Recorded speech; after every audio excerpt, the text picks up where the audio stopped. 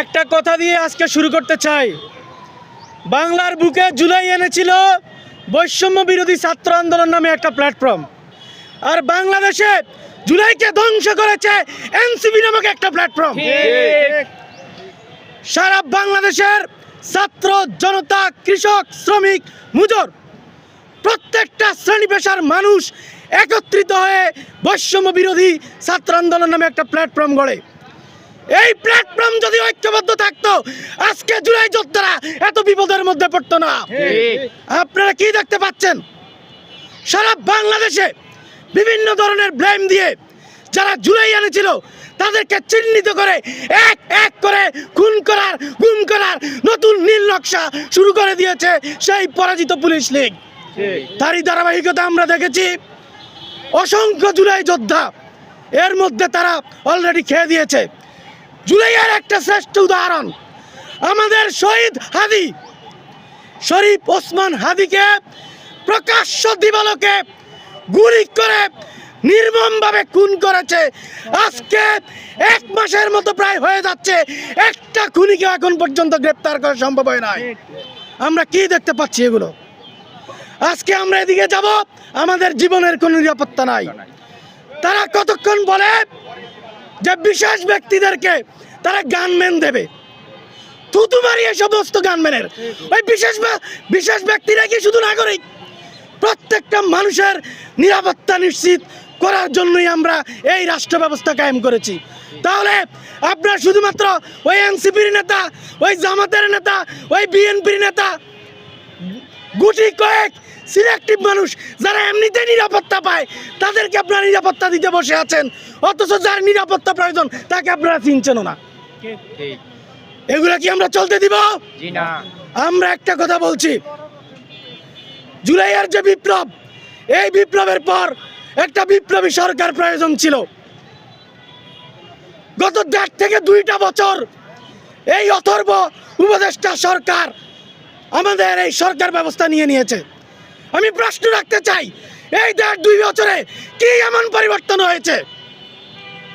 গত 54 বছর ধরে এই বাংলাদেশে যে সংস্কৃতি চলছে, কোনটার পরিবর্তন হয়েছে? আপনার আমাদেরকে দেখান। একটাও পরিবর্তন হয় নাই। ওই নির্বাচনকে কেন্দ্র করে ওই মারামারি হচ্ছে, মানুষ খুন হচ্ছে, নির্বাচনকে কেন্দ্র করে রাস্তাঘাট অবরোধ হচ্ছে, আগুন জ্বলছে, নির্বাচনকে কেন্দ্র করে অনেক ঘটনা ঘটছে, কোনো পরিবর্তন তো নাই। তাহলে আপনারা এই 1.5 থেকে 2 বছর জাতির থেকে কেন আপনারা ছিনিয়ে নিলেন? আপনার উপহার দিয়েছেন।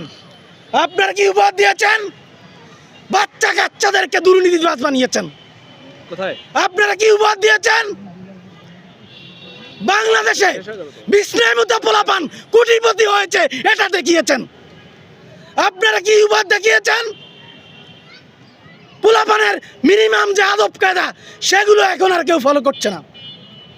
যদি শৃঙ্খলার এই অবস্থাই হয়, বিপ্লবী সরকার যখন হয় নাই, তাহলে 2 বছর আপনারা কেন জাতি থেকে ছিনিয়ে নিলেন? কেন এই সময়টা নষ্ট করলেন?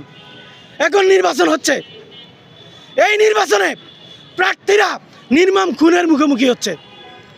আমাদের প্রশ্ন, যে হাদি ছিল পেশিবাদ বিরোধী আন্দোলনের প্রবক্তাদের একজন, জীবন পর্যন্ত দিয়ে দিল, সে এই আসনের প্রার্থী ছিল।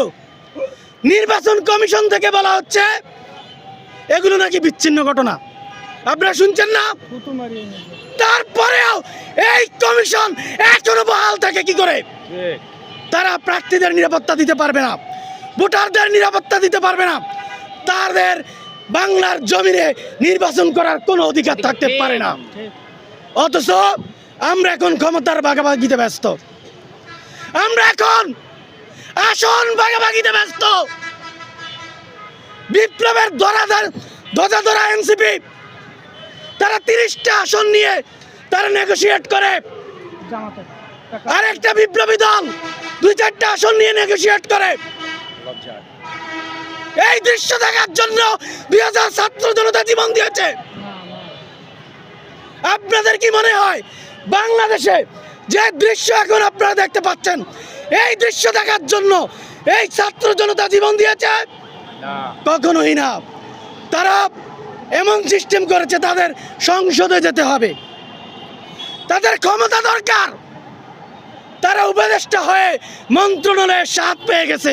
কি রে মজা রে ভাই, কি যে মজায় আছে। তারা মন্ত্রিত্ব করে সেখানে দুর্নীতির নতুন এক্সাম্পল সৃষ্টি করেছে।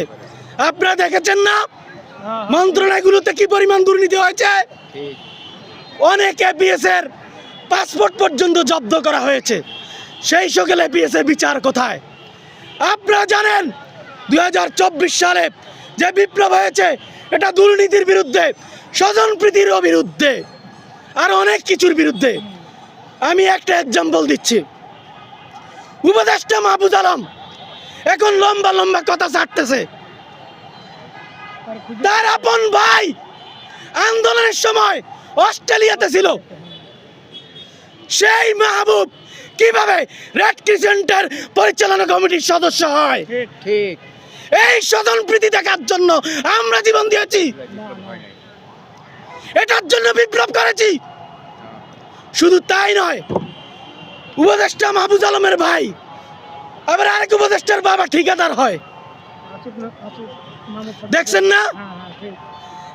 শান্তভাবে চিন্তা করেন তো ভাই, আমরা কি এই কারণে বিপ্লবটা করছি?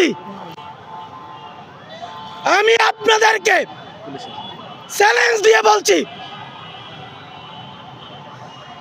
এই সমস্ত উপদেষ্টা, তাদের এপিএস পিএস এবং এনসিপি নামে যে সকল নেতা বর্তমানে অনেক পরিচিত মুখ, প্রত্যেকের অ্যাকাউন্ট তাদের সম্পদের জন্য আপনারা অনুসন্ধান করেন। আপনারা ওই যে ভূত এফএম শোনেন না, রাসেল ভাই ওই দৃশ্য দেখার জন্য প্রস্তুত ছিলাম না, খোদার কসম। এগুলো যদি আপনারা দেখেন, আপনার এই দৃশ্য দেখার জন্য কেউ প্রস্তুত নাই। এত পরিমাণ কামিয়েছে, তাদের কামানোর জন্য আমরা বিপ্লব করেছি। আমার সহযোদ্ধা ভাই সাকিব হুসাইন মুখপাত্র জুলাই মঞ্চ একটু আগে যে কথাটা বলেছে পুলিশ নিয়ে কথা বলার জন্য, আরে ভাই পুলিশকে এই পুলিশ লীগ আবার পরিণত করছে তো এরা যদি যথাযথ পদক্ষেপ নিত আজকে পুলিশ লীগ হওয়ার কেউ সাহস করতো না। আজকে মেহেদিরা এইভাবে গ্রেপ্তারের মুখোমুখি হতো না, হাদিরা খুনের মুখোমুখি হতো না। প্রত্যেকটা দায়ভার তাদেরকেই নিতে হবে যাদের কারণে বিপ্লব ধ্বংস হয়ে গেছে।